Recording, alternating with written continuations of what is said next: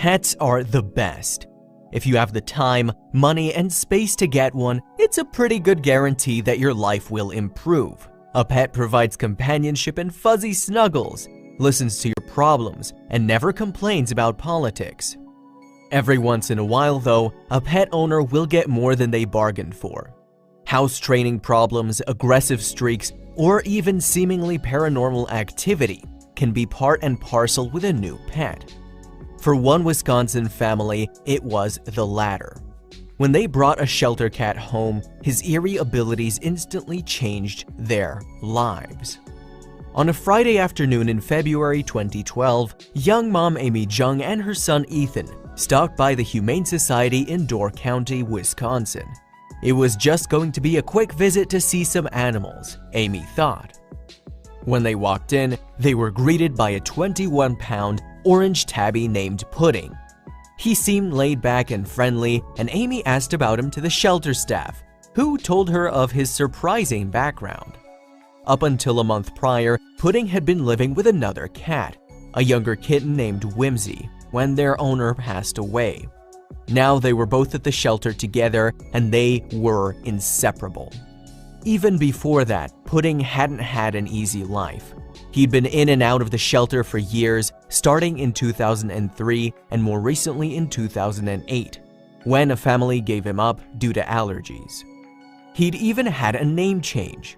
At one point, Pudding was called Starbuck. The owner that had recently passed had decided to give him a cozier moniker after seeing how calm he was. The ever-flexible Pudding didn't complain. Now in the shelter, something about the cat struck a chord with Amy. She couldn't put her finger on it, but he connected so well with her and Ethan. Even the director of the shelter, Carrie Conahan, noticed that Pudding gravitated towards them. On impulse, Amy decided to adopt Pudding. Ethan thought it was a great idea too, but they couldn't leave Pudding's brother Whimsy all alone. So they signed the papers for both cats and loaded their new pals into the car. When they arrived at the Jung household, Pudding and Whimsy settled in right away. Most animals would be nervous or wary of a new environment, but Pudding in particular seemed comfortable and relaxed. After dinner and an evening of getting the cats situated, it was time for bed. At around 9:30 p.m., Amy headed to her room to tuck in for the night, leaving her bedroom door open so Pudding could roam. At first, all seemed normal, but 90 minutes later, Amy, who'd been diagnosed with diabetes in her youth and had been living with it since, began having a diabetic seizure. She was dead asleep. Pudding sprang into action. Sensing Amy's distress, he leapt up onto her chest, but she didn't wake up, so he batted and nipped at her nose until she did. Panicked, Amy called out for Ethan. But the seizure took hold again, and Amy soon lapsed back into unconsciousness. Unbeknownst to her, Ethan hadn't heard the calls or the commotion. Down the hall in his bedroom, he wasn't even awake. Pudding dashed into the boy's room and jumped on his bed, pouncing until he got Ethan's attention. When he woke up to the cat in a frenzy, Ethan knew something was wrong. Pudding stood guard as Ethan rushed in and found his mother still in the midst of the seizure. Fully awake now, he called his dad for help, who talked him through the steps to administer an emergency injection for Amy. When Amy felt well again, she was astounded at the alertness Pudding had shown. For a cat just getting to know his surroundings and who had known his new owner for less than a day, his life-saving behavior was unusual. News spread of Pudding's heroics, and soon, TV stations and Green Bay Post-Gazette reporters were knocking at the door, wanting to interview Amy. "If something or someone hadn't pulled me out of that, I wouldn't be here," she told them. Director Conahan from the shelter was impressed too. Her doctor said she could have gone into a coma and not come out of it if much more time had gone by, she said. "The fact that Pudding did what he did is just amazing to me." Pudding's instincts didn't stop there.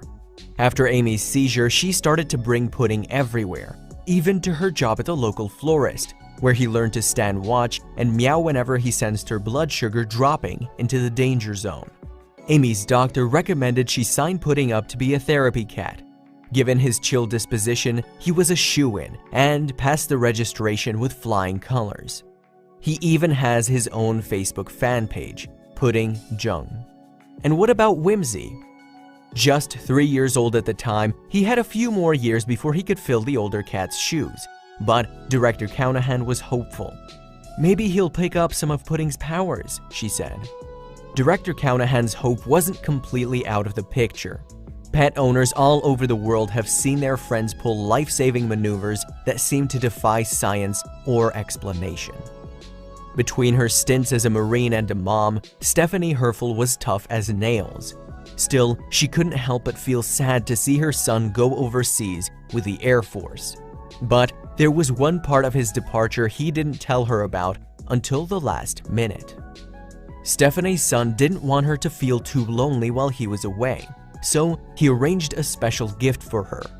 He entered their California home one morning with a smile spreading ear to ear. He presented her with Sierra, a 9-month-old husky. Stephanie and Sierra became fast friends, and their bond only deepened over the years. Sierra accompanied Stephanie and her husband Jim on a cross-country move to Wisconsin in 2013 without a whimper. In the back of her mind, Stephanie always knew that Sierra was a very special dog. However, she was about to find out exactly how unique Sierra was, and thank goodness for that. One afternoon, Stephanie began experiencing some pain and discomfort in her stomach. She figured she'd just eaten something bad and was suffering through some bad food poisoning. When the sensation continued after several days, she visited her doctor. Stephanie's doctor brushed off her concerns, saying at worst she was dealing with an ovarian cyst. He sent her home with some pain medication, which would, he thought, set her right as rain. Once Stephanie returned home from the doctor, Sierra perked up. That part wasn't unusual. At the same time, though, the husky appeared to be more energized than most days. What was up with Sierra? Sierra joined Stephanie on the couch and immediately thrust her nose into Stephanie's abdomen. Taken aback, she tried to slide away from the dog. Sierra refused to give up, however, and kept sniffing. In all her years with Sierra, Stephanie had never seen the husky act like this before. Maybe she'd spilled something on her clothes and hadn't noticed. Before she had a chance to check, Sierra bolted from the room. Completely baffled, Stephanie followed the dog's trail through the house. She found her huddled into a ball in the back of a closet. Clearly, Sierra was trying to express that something was wrong, but what could it be?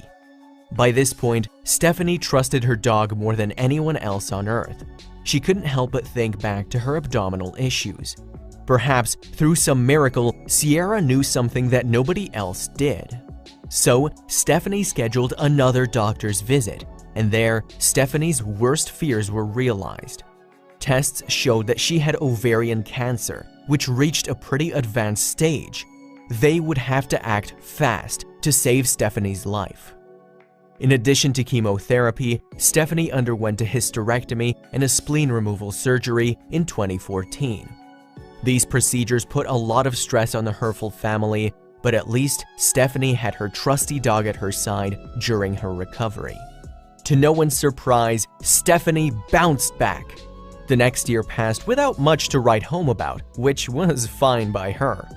Stephanie was ready to move on to the next chapter of her life until Sierra began acting strangely once again. And so it was, Stephanie went through another round of treatment. Doctors once again gave her the all clear. A year later, though, yet again, Sierra went wild and sniffed Stephanie's abdomen.